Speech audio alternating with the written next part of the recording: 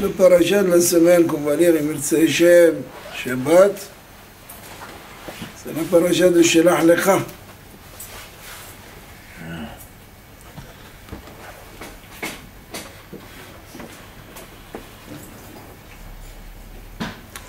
Kadosh Baruch Hu demande à Moïse, à Moshe,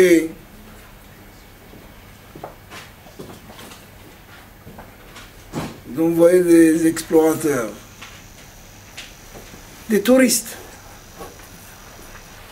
C'est pas mal, des touristes. On veut tous des touristes, hein? On pense déjà au mois d'août. Hein? Chacun l'a déjà programmé. Encore. Il y en a encore qui pensent. Ça? Moi, j'ai une seule destination. C'est la Torah. Bon. Donc vous allez décoller avec moi. On va essayer ensemble aujourd'hui, Bezrat Hashem.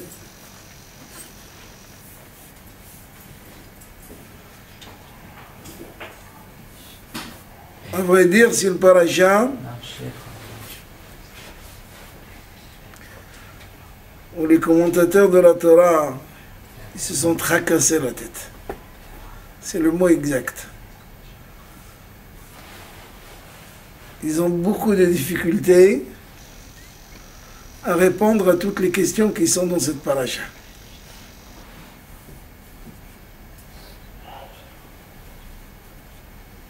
Si nous sommes sortis d'Égypte,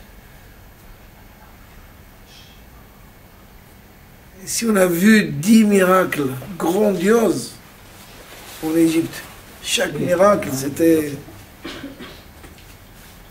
des centaines de miracles dans chaque miracle. Qu'est-ce qu'on peut espérer de mieux? Parce qu'on pense juste la traversée de la mer Rouge, qui a été coupée en 12 tranches, pas une seule fois. Parce que chaque personne qui était chez lui à la maison, il y avait une rivière, il a été coupé. Il n'avait pas besoin de télé pour voir ce qui se passe. C'était chez lui à la maison. Le puits à la maison, il a été coupé en deux. Donc a priori, il n'y a pas besoin d'envoyer des touristes sur cette terre promise. Il n'y a pas besoin. Quoi? Pour quelle raison?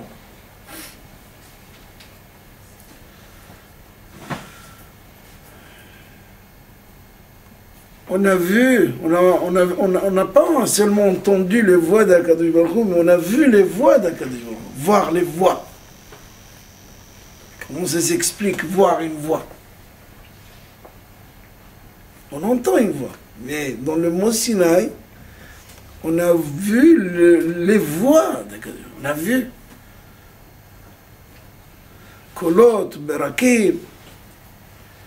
Donc il n'y a pas besoin. Pourquoi il faut aller en Eretz Israël, envoyer des émissaires, regarder comment elle est?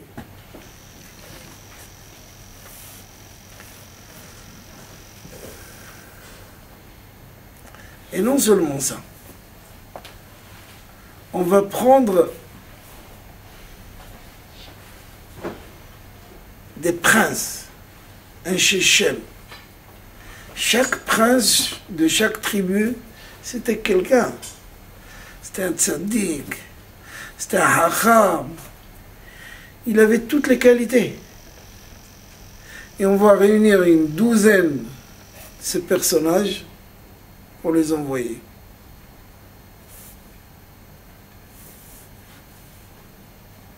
Alors, c'est très bien. C'est bien. Seulement voilà, il revient. Et quel est leur message? Waouh, waouh, waouh. Ki'az ha'am. Vas-y. Waouh, waouh, quel peuple on a vu là-bas. Nous étions aux yeux de ce peuple comme des sauterelles. Nous étions petits par rapport à eux. Et regardez, regardez. Vous voyez ces fruits? Vous voyez ces grappes de raisin? Pour tenir le grappe de raisin, il faut 2 personnes. Il y en a qui disent 8 personnes. Vous voyez les figues, comment ils sont grands. Vous voyez les grenades. Ils sont bizarres, hein, n'est-ce pas? Alors vous imaginez les gens qu'il y a là-bas.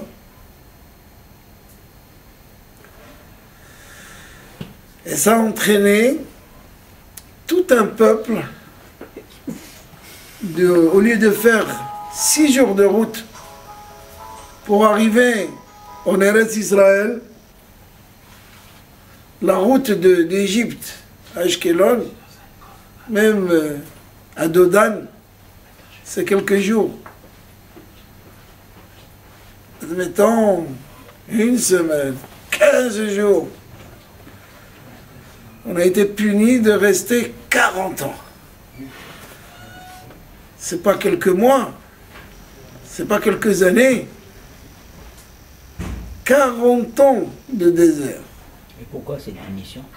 Pourquoi cette punition? On va y arriver.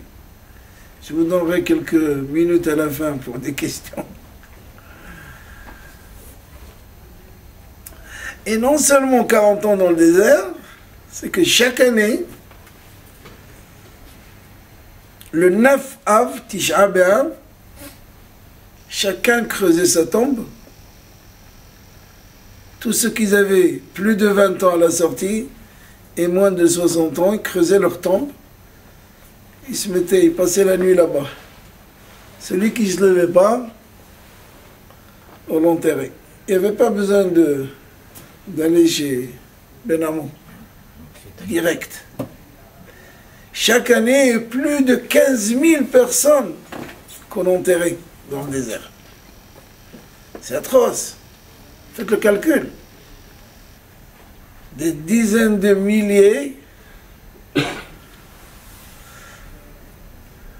Et on ne parle pas de la punition de ces personnages. Il n'y en a que 2. Kalev ben Yefune et Ushua ben Nun, qu'eux, ils n'ont pas parlé. Au contraire. Eux, ils ont parlé du bien. Comment c'est possible que des gens aussi élus, aussi choisis, aussi hacham, aussi grands, peuvent arriver à ce stade?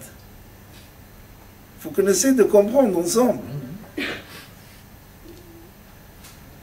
Que quelqu'un qui est simple d'esprit, qui met un bol, comme on dit chez nous, non, il vient et raconte un hacham, prince, un shechem, c'est pas ça.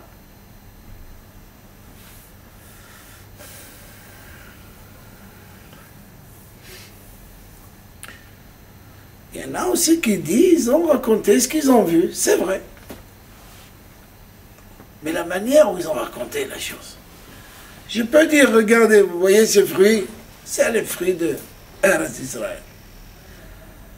Mais dire, vous voyez ces fruits, ça change, hein. Vous voyez ces fruits? Oh là là!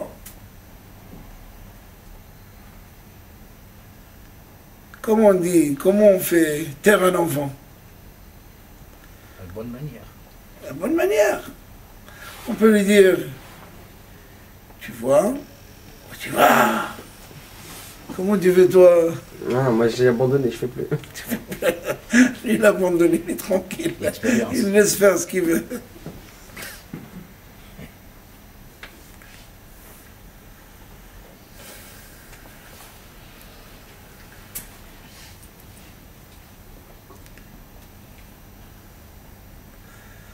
Et la bémette, s'ils sont arrivés à ce stade, c'est comme la paracha, il dit, Kulam Aneshim. Chacun d'eux, il voulait garder un poste important. Chacun d'eux, il disait, mais si on rentre en Eretz Israël, finalement, qu'est-ce que je vais devenir? Ça y est, on a fini notre rôle. Chacun, il voulait avoir un poste très important. Dans le désert, c'est bien. Je peux crier, je peux dire attention, c'est moi le chef. Mais on est à Israël, ça y est. Chacun va commencer à travailler la terre. Chacun va commencer à monter une petite maison. Chacun il a un champ à labourer. Donc on va être kiff kiff. On va avoir le même statut. Comme Shabbat. Quelle est la différence entre Shabbat et un jour normal de la semaine? Tout le monde est pareil. C'est que Shabbat, on a égalité. Rothschild et nous et le clochard sont au même niveau. Même niveau. Rothschild, milliardaire. Il ne peut rien faire avec son argent. Il a une super Rolls-Royce. Il ne peut pas la prendre. Kadosh Baruch Hu, il a donné un jour où nous sommes tous à égalité. Une fois sur 7, on n'est plus ni des milliardaires, ni d'hommes d'affaires. On est comme le clochard. Voilà. Très bien. On va manger une tafila un peu plus riche, moins de pois chiches, mais du poisson, petit verre de vin, petite boutade, ça ne change rien. C'est une journée où nous tous, on a le même grade, comme à l'armée, le même vêtement. À l'armée, qu'est-ce qui diffère? Les grades. Les classes, quand on arrive le premier jour, ils sont tous au même niveau.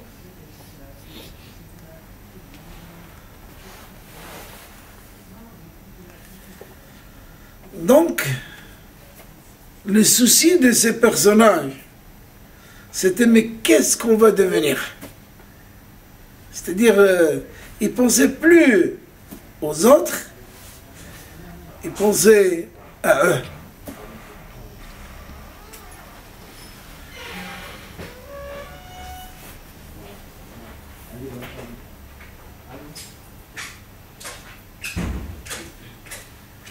Et chacun a commencé quoi?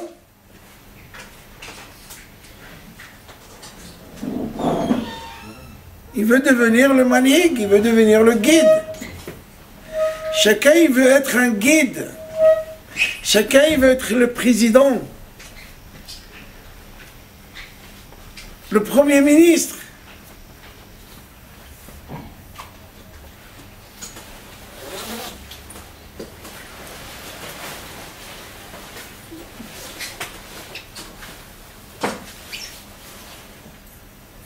La Gemara nous raconte sur Rabbi Yoshua ben Levi, un gadol dans le Talmud,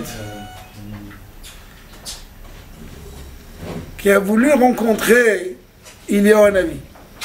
Il voulait voir Eliyahu Hanavi.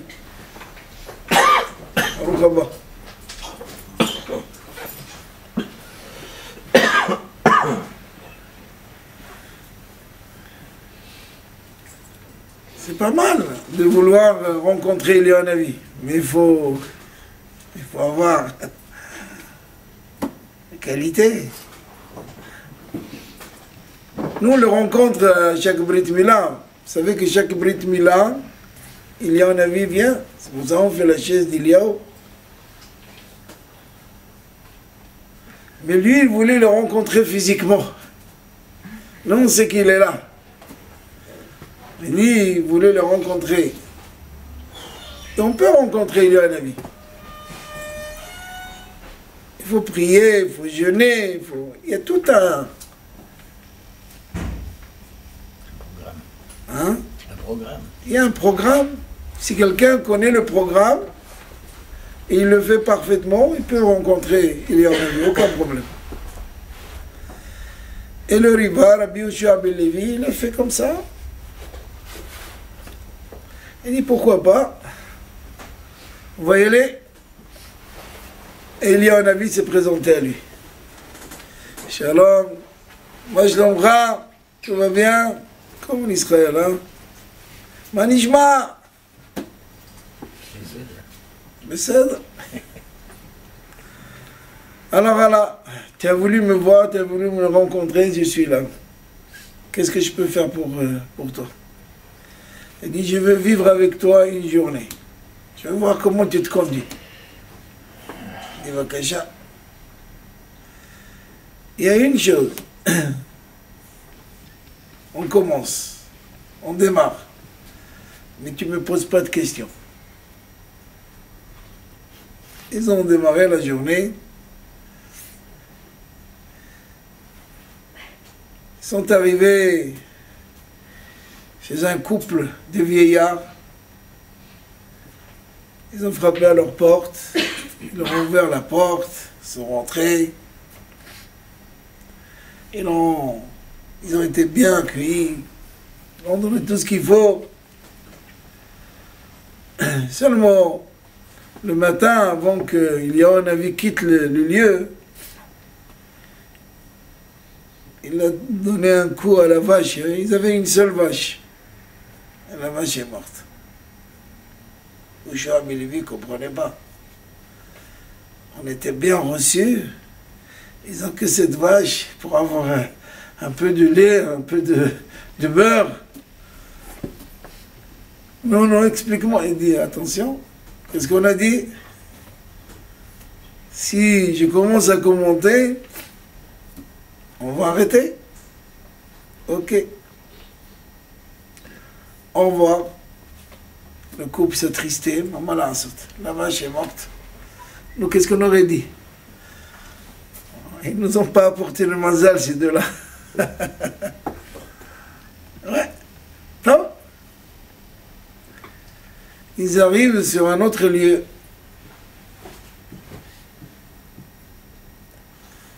Et là, c'était un homme très riche qui était en train de construire une villa. Il était au milieu de sa construction de villa.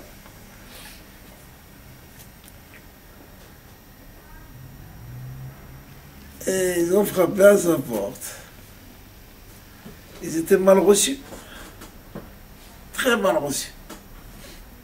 À peine je leur ai dit un mot, bon, prenez une place, ça va, allez, c'est bon, ça va.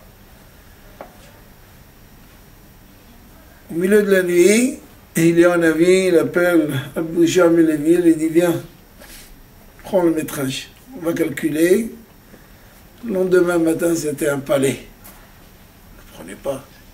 Vous ne comprenez pas. Ok. Continuez. Une autre journée. Vas-y. Troisième jour. Ils arrivent. Petite blague, tous des pauvres. Bien reçus. On leur a offert tout ce qu'il y avait dans ce village.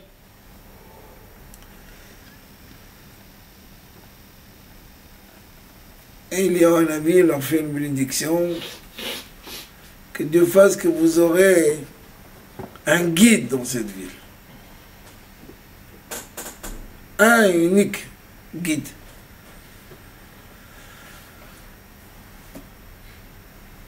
Et enfin, le dernier, le quatrième jour, ils arrivent dans une autre ville. Mais là, encore une fois, une grande ville, mal reçue. Tout le monde pensait, chacun pensait à lui, à soi-même. Et il y a un avis, le lendemain matin, il leur dit, Yeratson, que vous soyez tous des guides. Maintenant, Yoshua Levi dit, arrête, je ne comprends plus rien. Je vais arrêter le voyage avec toi, mais tu me dois des commentaires.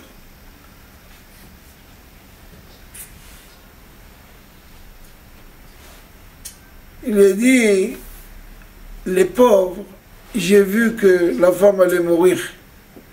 Le soir même, elle allait mourir. Alors j'ai fait en sorte que la vache parte capara pour elle. Une vache, on peut l'acheter, on peut travailler, on peut la... Une femme, C'est fini. Hazak, merci. Le milliardaire, avec sa villa, j'ai vu qu'il y avait un trésor. S'il allait construire lui, emmener les tracteurs, faire, il aurait trouvé un trésor. Il ne méritait pas. J'ai monté la villa, mais elle va être détruite bientôt. C'est pas pour longtemps. C'est pour l'éviter au trésor, parce qu'il ne le mérite pas. Et alors, la ville des pauvres, j'ai prié qu'ils auront un seul guide. Et les riches, j'ai prié qu'ils soient en balagan. Parce que si sur un bateau, il y a plusieurs commandants, c'est un naufrage direct. Une ville a besoin d'un seul guide. Un pays a besoin d'un guide. Si chacun tire son côté, on ne peut pas y arriver. C'est impossible.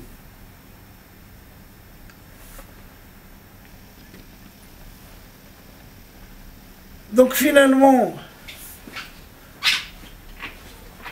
ces personnages, qu'est-ce qu'ils voulaient? Ils voulaient quelque chose de personnel. Ils voulaient que chacun ait le droit d'être prince, d'être guide, d'être président. Penser qu'à soi-même. Avoir un kavod. Pourquoi que toi seul? Parce que tu veux un kavod. Tu veux qu'on te fasse des honneurs extraordinaires.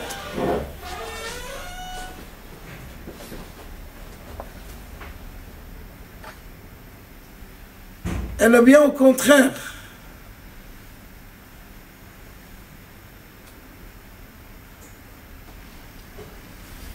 Bien au contraire.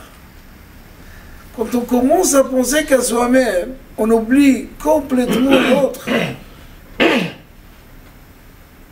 Quand la Torah dit aime ton prochain comme toi-même, c'est parce que tu dois te soucier des autres. Tu dois penser aux autres. Si tu penses qu'à toi, donc il n'y a que toi. Si un couple, chacun pense qu'à lui-même, il ne pense pas à l'autre, ils ne pourront pas former un couple. Ça ne marche pas. Un couple, si chacun pense à l'autre, chacun dit peut-être il n'a pas mangé aujourd'hui, alors je lui laisse. Mais sinon, non, moi je m'occupe de moi, je mange, la case débrouillée. Comme certains viennent me voir, je leur ramène la case débrouillée. Il est assez grand. C'est grand. C'est pour ça que tu étais marié avec lui, parce qu'il est grand, grand de taille. Il mesure 1m90. Ah, c'est grand.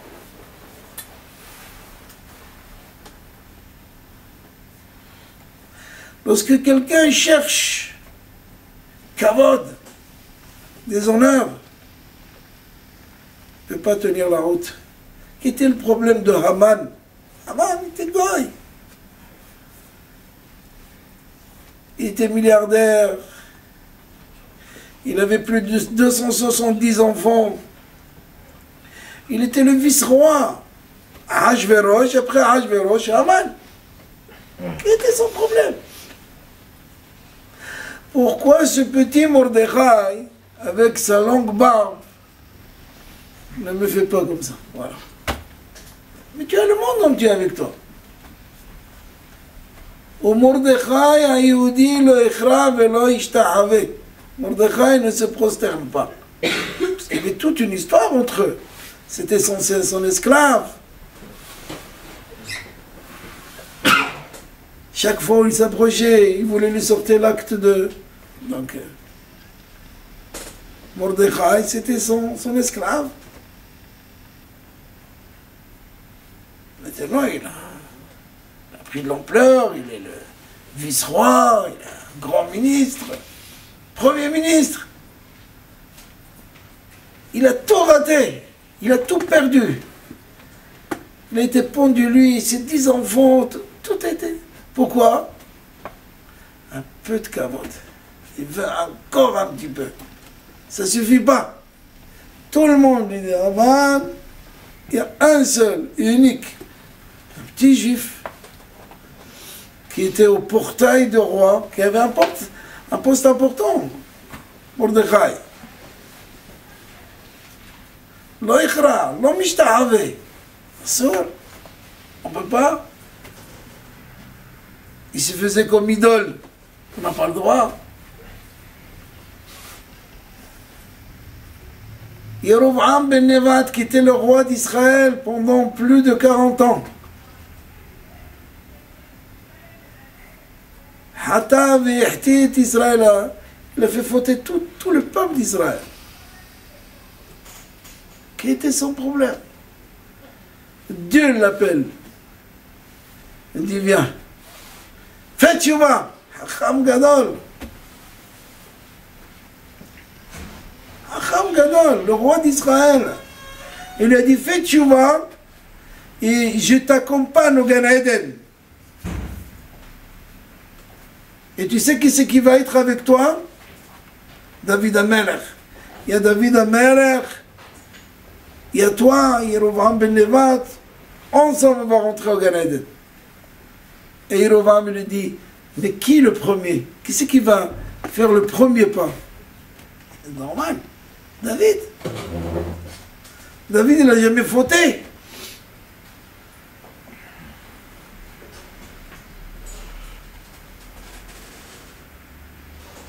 La Gemara dit que celui qui dit que David, il a fauté avec l'histoire de Bathsheba, Bethsabée, il se trompe. Parce que s'il avait fauté, on n'aurait pas pu avoir le roi Salomon, son fils qui est né de cette union, qui va construire le Beth Amikdash, le temple. Le premier temple, c'est Shlomo, qui est né de cette union. Donc il lui a dit, voilà, on va rentrer au Gan Eden, c'est David Amelech qui va faire le premier pas. Il refuse. Lama. Pourquoi? Un peu de kavod. Il veut encore un peu de kavod. Si je suis Melech Israël, je suis pour tout le temps. David, David, il était là, David, avant, ça va. Moi, j'ai pris la relève.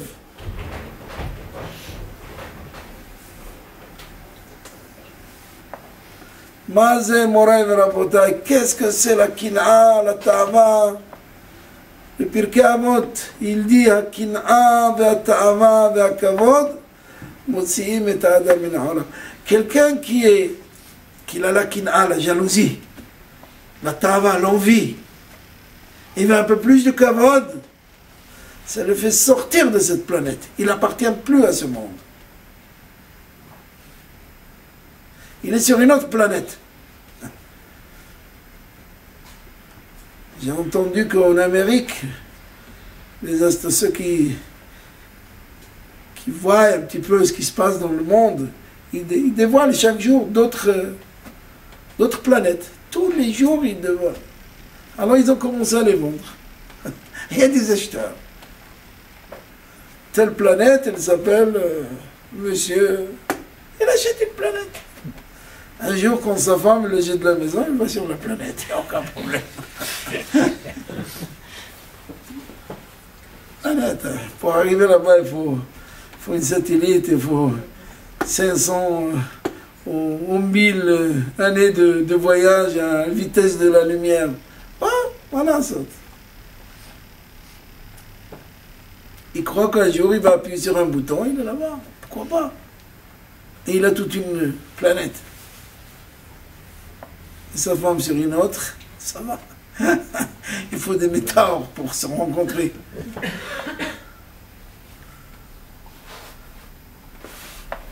La kina, la jalousie. on croit toujours qu'il faut corriger la tricherie, le vol, le mensonge. Mais dans la colère, on est bien. On n'est pas coléreux, nous.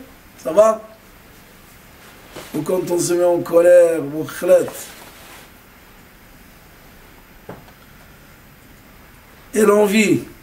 On n'envie pas la copine, le copain, la voisine. Ou souvent, les jeunes filles qui viennent me voir, je ne supporte plus. Qui? Ma mère. Elle ne supporte plus sa mère. Elle est jalouse de moi. Ta maman est jalouse de moi. Ouais, maman. Elle est jalouse de moi. Alors je la calme. Il y a une chose qu'un homme n'est jamais jaloux, c'est un père vis-à-vis de son fils et un maître vis-à-vis de son élève. Jamais. Les parents, ils ne sont jamais jaloux de leurs enfants. Ils ne veulent que qu'ils avancent.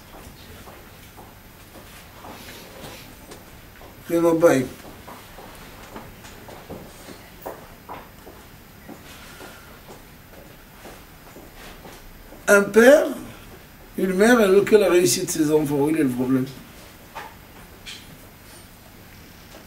Un maître, il veut la réussite de son élève.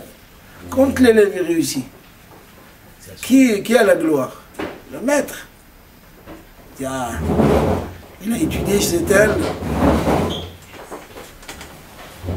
Il a appris chez... Au contraire. Pareil. Un père, il veut que quand son fils réussit, on va dire c'est le fils de tel. Alors pourquoi il va être jaloux? Pourquoi il va avoir la kina?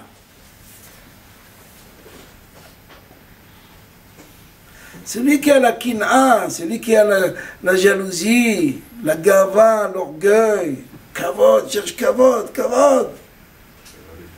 Il n'a pas fait kavod, mon frère. Il ne m'a pas dit bonjour. Alors il ne va pas lui parler pendant 10 ans. 10 ans, il ne va pas plus parler avec lui. Parce qu'un jour, il a prêté un peu d'argent, il n'est pas rendu, c'est fini, c'est mort. Ah, ton frère, il est mort pour moi. Pas mort, il est vivant. Tu l'as enterré vivant. C'est pas Korah, c'est la paracha de la semaine prochaine. Voilà le problème.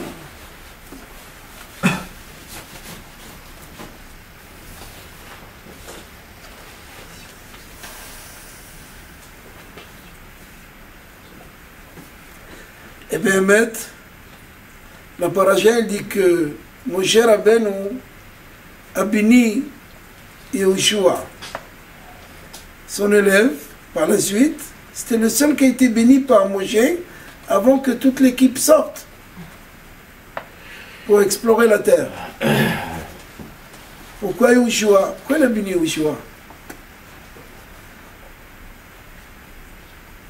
Parce que Yehoshua, il avait la hanava. Yehoshua était modeste.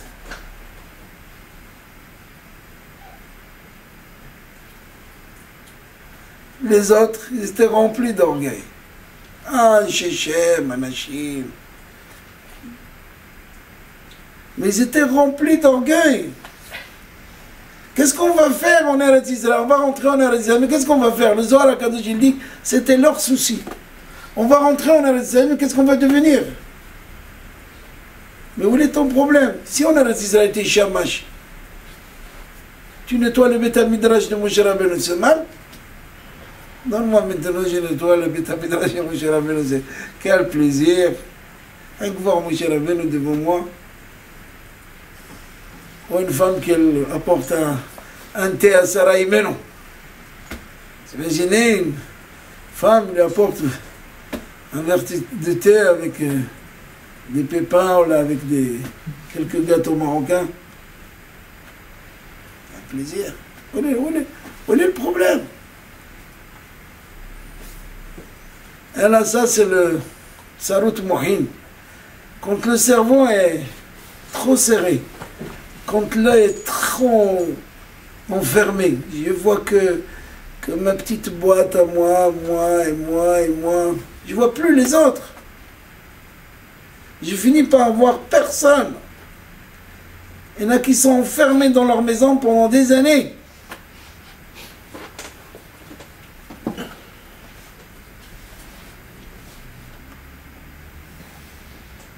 Alors c'est vrai qu'ils ont parlé des pierres, des arbres.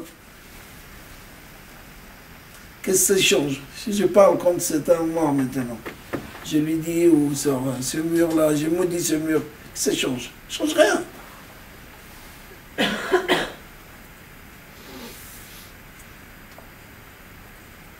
Mais malheureusement, regardez le texte. Ils sont arrivés jusqu'au stade où ils ont dit qu'Akadosh Baruch Hu ne pourra pas battre ce peuple. C'est que Naanim qui sont en Eretz Israël maintenant et qui tient et qui gouverne la terre, il ne pourra pas. Il a pu battre l'empire de l'époque, les Égyptiens, qui gouvernaient pratiquement sur le monde entier et sur un pays. Il ne pourra pas. Qu'est-ce qui les a entraînés à dire, à parler l'orgueil, le kavod atzmi,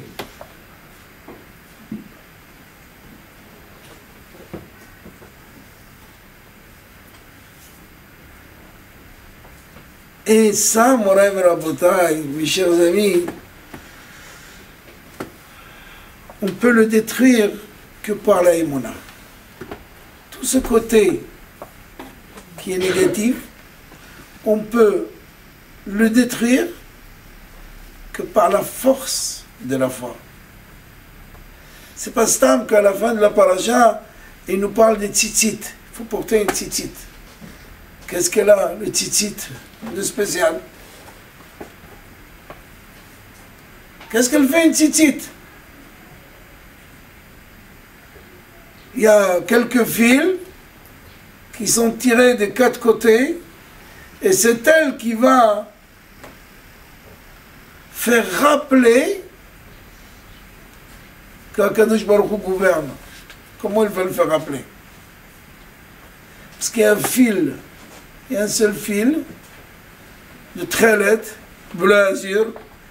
Alors le trélet, il ressemble à la mer ressemble au ciel, c'est Akadosh Baruch Hu. Il faut un rappel. Quand quelqu'un il veut avoir des résultats, il faut un rappel. Quelqu'un un jour il m'a dit, je suis coléreux. Comment je peux enlever ma colère? J'ai dit moi aussi. Mais je vais te dire quand même, comment tu vas essayer. Parce que c'est pas tout de suite. Et tu vas acheter un vêtement rouge. Rouge, c'est le sang. Et tu vas le pendre sur un clou dans la maison. Et chaque fois que tes enfants, ou ta femme, ou le patron va te mettre en colère, tu regardes le vêtement, tu dis stop. Il ne faut pas que je me mette en colère. Et appelle-le un vêtement de colère. Ça a marché. Ça a pris beaucoup de temps. 3 ans, il a lutté. Chaque fois qu'il voulait se mettre en colère, regarde, non, c'est le vêtement de colère, le Rav m'a dit, là, ça y est, stop. Je ne me mets pas en colère. Pourquoi? C'est un rappel. Chacun, il doit faire des rappels.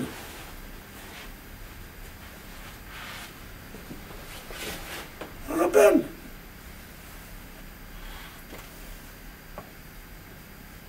Alors, Akadosh Baruch Hu nous a donné un rappel. Il y a le fil azur, bleu azur, il va nous faire rappeler le bleu de la mer, on veut tous être à la mer, pourquoi pas à Natania. Et on va se rappeler que le ciel est bleu, et dans le ciel c'est Akadosh Baruch Hu, on va dire oh, stop, enlève, diminue, enlève tout ce qui peut t'emporter avec les vagues, arrête. Le talit, le tzitzit qu'un homme il porte sur lui, elle représente les 613 mitzvot. Si vous prenez le mot tzitzit, qui est écrit avec tzadik, yud, tzadik, yud, tav. Alors on fait le calcul ensemble. Le tzadiko en hébreu c'est 90. Comme en français il y a 90, le tzadik représente 90. Le yud représente le 10. Ça fait combien? 100. 2 fois tzitzi, ça fait combien? 200. Et le tav représente 400. 400 plus 200, ça fait combien? 600. 600. Il nous manque 13. Et bien on a les 8 fils qui sont pendus dans chaque endroit. Et 5 nœuds, les nœuds. 5, 13. Ça fait 5 plus 8, ça fait 13. Donc celui qui porte sur lui une talit katan, et moi je l'appelle le gilet pare-balles. Il y a beaucoup de balles et des bombes dans la rue, vous faites très attention. Qu'est-ce qui va vous protéger, vous les hommes? Tzitzit. Quelqu'un qui porte une tzitzit sur lui, il est protégé. Vous savez combien elle coûte une tzitzit, talit katan? Quelques euros. Et c'est écrit que celui qui porte sur lui talit katan, à la fin, quand il quitte ce monde après 120 ans, il va voir la shérina, il va voir la présence divine, il va voir Akadosh Baruch Hu. Katuv, tzitzit hakanaf uritem oto, dans le schéma qu'on lit chaque matin, chaque soir. Tout à l'heure, on vient de le lire. Et on va le répéter avant de dormir. Uritem oto, mazé uritem oto. C'est écrit, il aurait dû écrire. Uritem otam, vous les voyez au pluriel, on voit les tzitziyot, on voit les fils. Non, c'est écrit, vous le voyez, vous allez voir qui? Akadosh Baruch Hu. C'est le Gaon Mivilna qui dit ça. Il y avait un jour un maçon à Bnei Brak, maçon qui travaille sur les toits. Il est allé voir à l'époque le Hazon Ish, Zecher Tzadik Vikadosh Yibracha. Le Hazon Ish, qui était il y a une cinquantaine d'années. Il lui a dit, Rebbi, je travaille sur les toits, et le mois d'août, Tammuz, Shkhanat Tammuz, c'est dur. Est-ce que je peux enlever le tzitzit quand je travaille sur le toit? Alors le Rav lui a dit, voilà. Imagine-toi que tu es sur un bateau. Et au plein mer, tu as fait naufrage. Et après le naufrage, il y a un petit bout de bois qui te reste dans les mains. Tu le lâches? Ah, c'est le seul petit bois que j'ai. Je vais le caresser, je vais lui chanter, je vais l'embrasser de temps en temps. Je vais lui parler. Je vais lui écrire une sérénade. En attendant que peut-être quelqu'un va me sauver, je ne sais pas. Tu veux que je le lâche? Alors écoute bien. C'est écrit que celui qui a une talit sur lui, une tefilin sur sa tête, il est promis qu'il ne faute pas. Celui qui a une mezouza à la maison, celui qui a une tefilin sur sa tête, il met les tefilin chaque matin.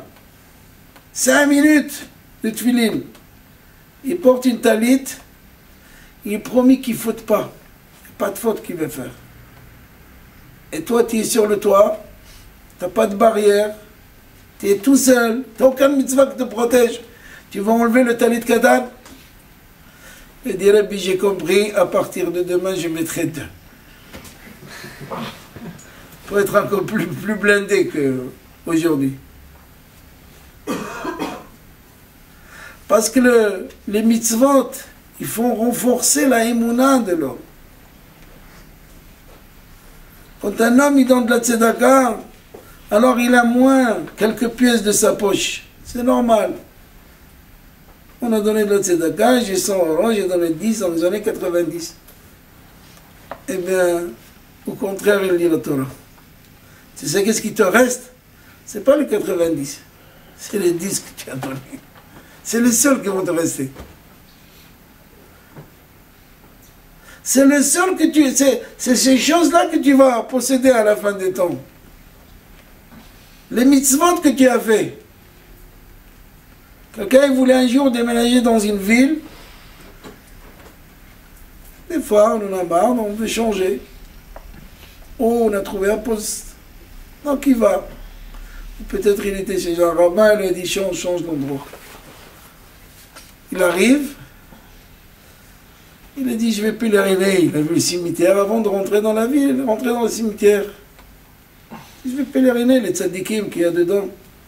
Qu'est-ce qu'on fait? On voyage jusqu'en Israël, au Maroc, Tunis, Djerba, pourquoi on va? Pèleriner en Europe, Pologne, Roumanie, pèleriner des tzadikim. Donc il rentre, il voit sur la tombe, s'appelle Rachel Batzer, 2 ans, 4 ans, 5 ans, 20 ans. Le plus vieux, il avait 37 ans. Il a dit, c'est une ville qui mange ses habitants, c'est là. Je me retire, allez, je retourne chez moi, c'est mieux. Il a allumé quelques bougies. Il a dit, restez, c'est tranquille, moi. Il tourne sa tête à la sortie, il voit un monsieur avec une longue barbe blanche. Shalom alechem, shalom, vous êtes de cette planète ou tu viens de celle qu'ils ont achetée en Amérique? de quel méthode tu viens? Non, tu te trompes, je suis de la ville à côté. Je dis, mais je ne comprends pas. J'ai fait le tour du cimetière de 4. Le plus vieux, j'ai 37 ans. Il dit, non, calme-toi. Chez nous, ils vivent longtemps. Tu vois, moi, je suis le plus jeune. Explique-moi. Il dit, chez nous, c'est très simple. Quand un enfant est né, alors on note. On a un carnet, on note. Il est né tel jour. À la naissance, il y a des gens qui sont venus, ils ont papoté un petit peu avec la maman, d'autres qui ont lu livre. Parce qu'un enfant, pendant les premiers 30 jours, c'est pas sûr qu'il va tenir. Ça s'appelle encore un fœtus. C'est pour ça qu'on fait le rachat de Kohen qu'après 30 jours. Donc il y en a qui ont lu un petit livre, il y en a qui ont fait quelques brachot parce que les fruits. On note dans le carnet, aujourd'hui il y a eu 10 personnes, ils ont lu ça. Il y a 2 heures de mitzvot.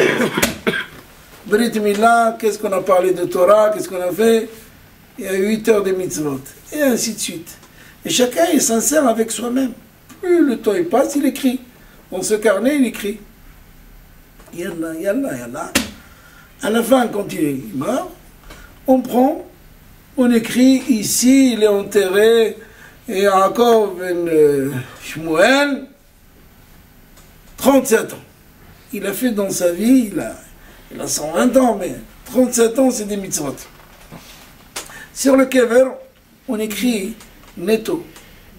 Pas avec les danses, et les voyages. Pourquoi il a dit? Parce que c'est ce qu'il a pris avec lui. C'est ça. Quand il arrive à Shaman, on va lui poser, alors, qu'est-ce que tu as fait là-bas?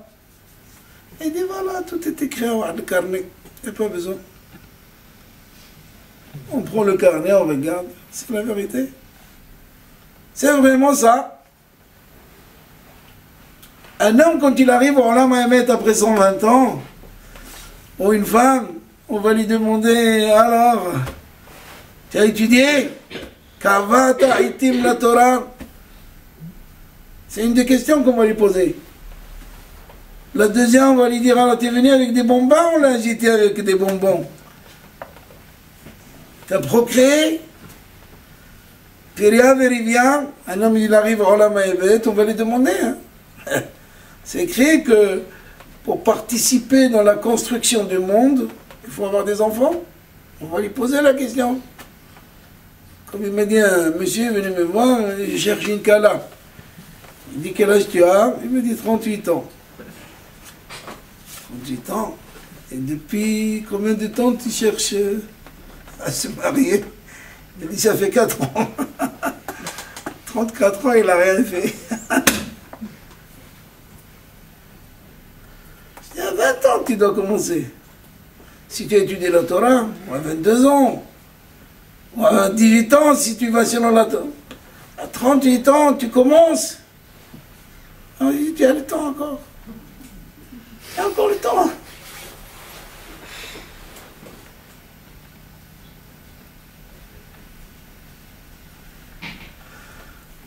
Le problème des Meraglim, ils ont vu la semaine dernière, Myriam, elle a dit un mot sur son frère, son propre frère. Elle a été punie. Elle a eu la lèpre. Ils n'ont pas appris la leçon. Ils n'ont pas appris la leçon. Et non seulement ils n'ont pas appris la leçon, eux, ils arrivent au stade de parler contre Akadosh Baruch Hu. Akadosh Baruch Hu, l'Éternel, il ne pourra pas nous livrer cette terre.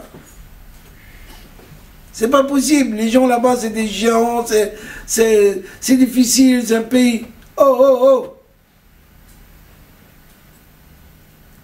Et tout ça parce qu'ils avaient un intérêt personnel, privé. Ils ne pensaient pas aux autres.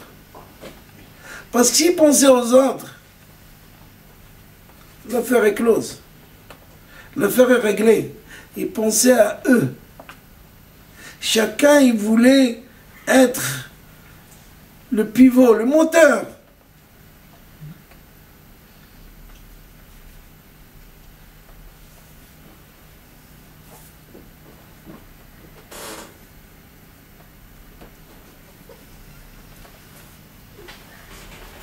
Alors que le Ibn Ezra, il dit justement, quand les Ibn Israël ils étaient devant la mer Rouge, pourquoi ils avaient cette peur? Il dit parce qu'ils étaient des esclaves, c'est normal. Un esclave, difficile de sortir de là. Ils étaient des esclaves jusqu'à maintenant. Qu'est-ce qui va se passer? Les Égyptiens sont derrière, à droite et à gauche, c'est le sable, c'est le désert. En face, il y a la mer, mais qu'est-ce qu'il faut faire? Il n'y a plus rien à faire.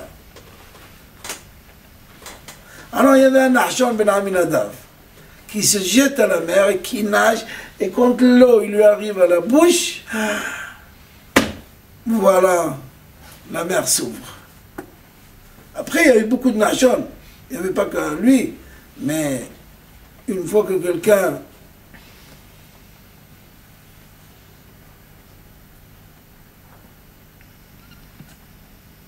combien on doit travailler chacun sur sa personnalité, sur lui-même. De ne pas arriver au stade de pourquoi on sait que à moi, il n'y a que moi. J'ai dit souvent, vous avez appris quelque chose, vous avez le devoir, l'obligation de transmettre. Quelqu'un m'a appelé un jour de la montagne, monsieur le rabbin, je suis là, je suis tout seul, Shomer el Shabbat, les autres au Wallo, qu'est-ce qu'on fait? Je dis dans combien de temps? Il m'a dit, je voulais retourner, on est venu pour le ski, mais j'ai loupé le train. Je dis non, tu n'as pas loupé le train. Maintenant tu as la responsabilité de toute l'équipe. Il m'a dit, qu'est-ce que je fais? Je dis, tu vas acheter des baguettes, tu vas prendre tout le matériel de ski, tu vas le mettre dans une... et tu vas l'enfermer. Et tu vas leur faire une dafina. Il me dit, comment je vais leur dafina? Moi, dafina. Je dis, oui, toi, dafina. Elle va être succulente. Allez, vas-y. Je dis, tu vas nettoyer les pommes de terre, tu vas mettre du riz, tout ce qu'il arrive dans la main, mets-le. Vous avez une grosse marmite, oui, on a acheté une. V. Et tu vas les garder le soir tard. Comme ça, le lendemain matin, ils vont se lever tard. Ils ont loupé déjà la Daklouzrov de Tirfes, Iterfas.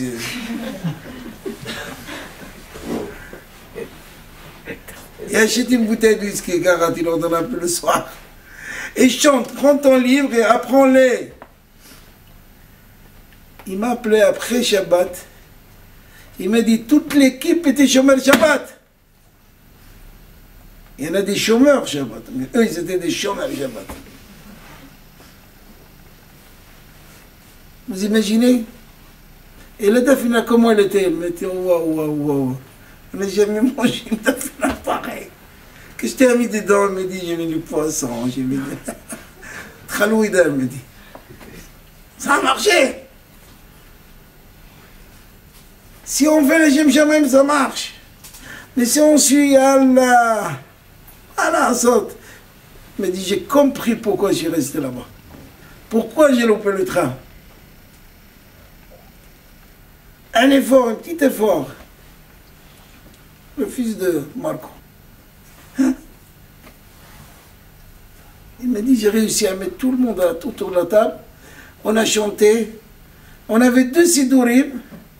On voulait arracher les feuilles tellement ça a marché, il m'a dit.